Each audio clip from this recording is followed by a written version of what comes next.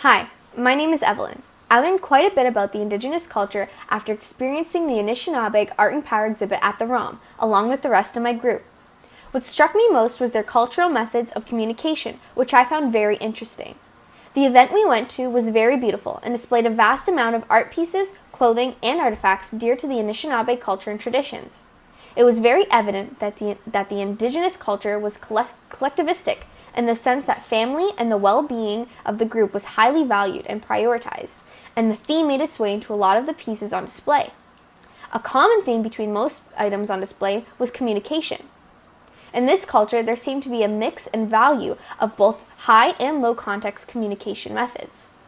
High context communication incorporates less direct verbal means of communicating and more symbolic means like gestures and images. This was very predominant in the Anishinaabeg exhibit. The paintings and sculptures displayed each told a different story that outlined their unique culture and values. For example, one piece, called Mother Earth and Her Children, depicted a close relationship between the Anishinaabeg people and the earth. The relationship is described as a mother and her children. The people belong to the earth and it will always be there for them. Through pieces like this, it was evident that art and other creations played a key role in communicating within the Indigenous culture, especially for teaching. The high context aspect of the Anishinaabe culture was very nice to see. It was something that I was not used to, as I live in a society that is predominantly opposite, low context, and depends on direct verbal cues.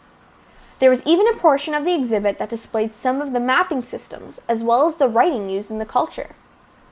I have great appreciation and interest in art pieces of all kinds, so being able to see and learn from beautiful creations from a culture that is unfamiliar to me was very refreshing and interesting.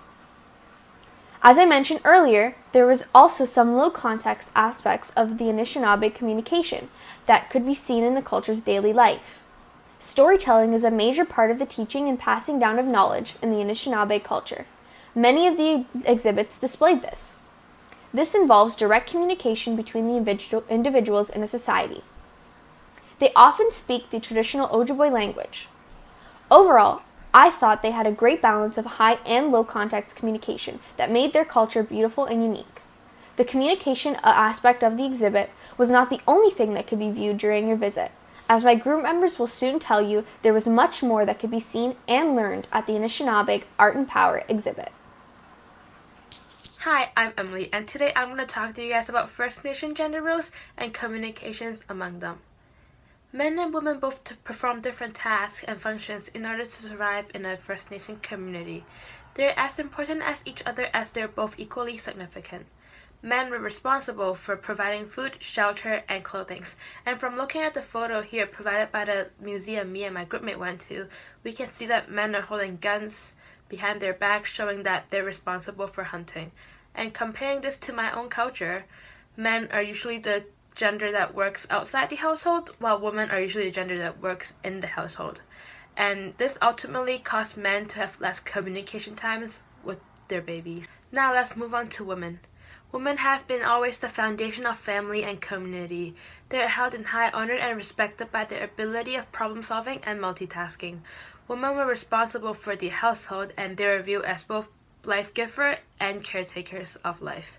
As a result, women were responsible for early socialization of children. Mother usually takes care of newborn babies, which create more communication between them. The role of woman is very similar to also my own culture, as I mentioned, since women usually stays home and work as housewife, while men work outside. In this photo here, you can see that mother is breastfeeding her children, and this proves that as children grows up, they're more likely to be influenced by mother's behavior since they spend more time around their mother instead of father. In their culture, women are usually the people who ensure language, customs, beliefs, and value of their culture that would be passed on to the next generations. They want all their children, grandchildren, nieces, and nephews to follow the old ways. Furthermore, mothers and grandmothers are usually the people who tells a young couple if they could continue in a relationship or not.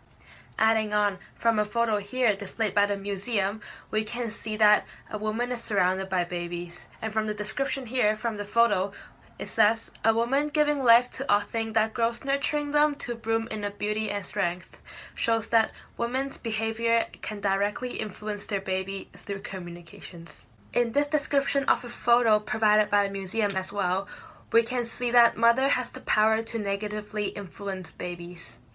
As in the description, it says that mother is feeding breast milk to her baby, however she has the disease. And we can put this in the communication base, as if mother has inappropriate communication with their baby will be negatively impacted. Even though communications between babies and parents are important, it is not as important as communications between husbands and wives. As in a traditional society of First Nations, family breakdowns does not usually happen. In fact, it is not expected to happen. Husbands and wives were expected to respect each other and take care of one another with kindness and honesty. In conclusion of gender roles, First Nation emphasizes the equality of men and women and their balanced roles of both in the continuation of life. Hi, my name's Alice, and for today's video, I'll be talking about Canada's First Nations connection to the environment. So, Canada's First Nation have been in the country we now call Canada for at least 12,000 years, perhaps much longer. Each First Nation all developed unique systems of government and complex material cultures like tools, clothing, shelter, transportation, etc. So, question of the day. How was the First Nations connected to the environment? First Nation relationship to the land is very spiritual, and that spiritual connection is constitutionally recognized and legally protected. The First Nation had a strong connection with the spiritual life, including their god, the Raven, aka the Creator. They idolized all animals, every different clan or tribe. When I went to the museum with my group mates, I saw this art piece called November Frost Moon. It is described as the wolf is a powerful image of a great hunter and leader. In November, we often hear them howling and getting ready to go on a hunt. Most nations have adopted the way the wolf leads the pack and controls them in their colony. Some people say, after I die, I will become a wolf. I will change into a wolf, and you will hear howling as I run with you when you travel. This art piece shows how First Nations idolized wolves. The wolf was often respected for its hunting skills. It was a symbol of family and loyalty. The First Nations had great respect for wolves because wolves were like people, which were both hunted and fended their families or pack. Apart from spiritual connections, animals play an important role within the First Nations because people would celebrate the animals that sacrificed their lives for them. The First Nations celebrated their animal gods and thanked nature for what has gifted them. Also, their celebrations can last all night depending on how thankful they are. So, here's another art piece that I saw in the museum the other day that is called The Sacred White Animal with Medicine Bag. It is described as there are stories of white or albino animals that exist in the land. These are considered sacred by most Anishinaabeg, especially the white moose or white buffalo. We're told not to hurt these animals. The artist has depicted a white animal wearing a medicine bag.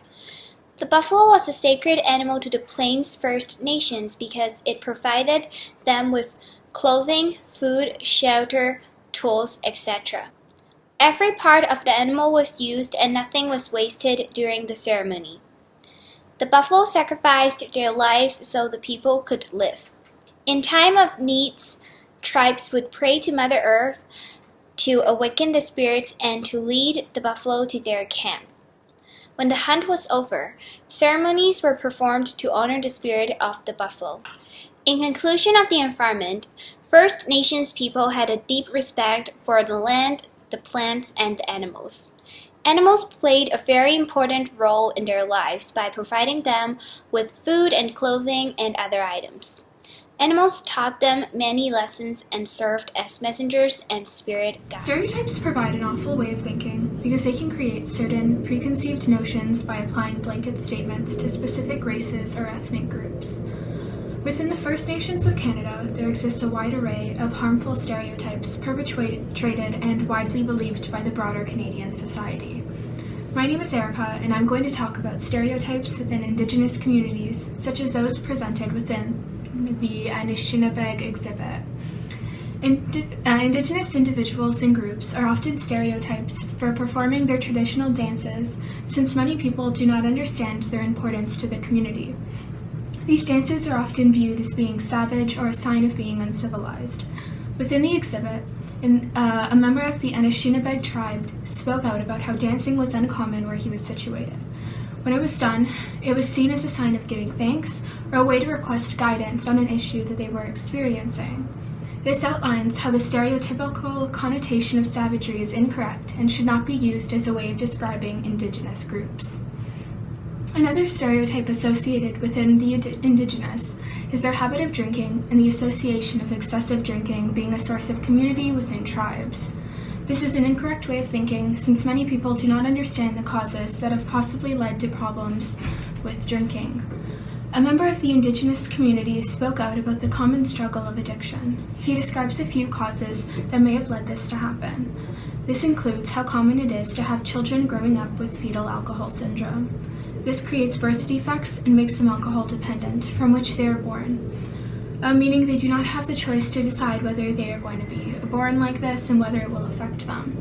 The original addiction that may have caused this to happen can be associated to when Indigenous parents had their children taken away from them, causing empty homes after their kids were forcibly removed and sent to residential schooling. This caused a lot of loneliness and sadness within these families, which was a leading factor in what may have dragged parents into drinking. Stereotypes also arise in regards to the Indigenous being uneducated and unintelligent. When colonization occurred, the colonizers realized there was a major difference in their culture and those of the Indians. This led to colonizers removing Indian power through systematic discrimination, which is what led to the way Indigenous are viewed now. They do not have the adequate form of education as those provided for people outside of the First Nation groups.